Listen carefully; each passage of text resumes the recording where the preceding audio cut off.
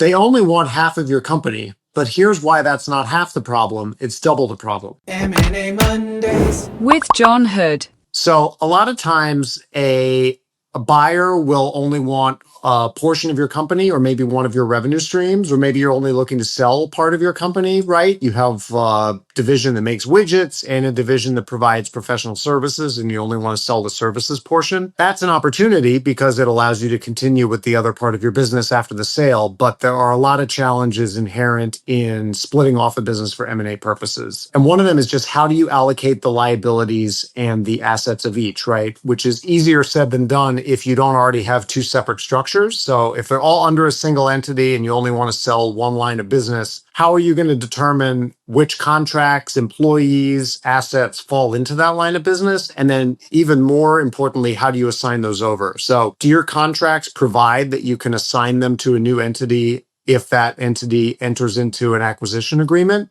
If not, you're going to have to go back and manually get every customer's permission, every counterparty's permission to assign those agreements over. And again, similarly with employees, which employees are going to go with the new business? Which employees are going to stay with you? Is that going to open you up to some kind of a claim that, somebody gets laid off and they should have been kept with the other company? So you really are going to have to do a lot of planning and just figuring out how to separate the two entities out. And you should really try to do that well ahead of the acquisition to avoid any surprises. I'm John Hood, M&A attorney. And if you like this, if you have other questions, please feel free to drop a comment and please subscribe.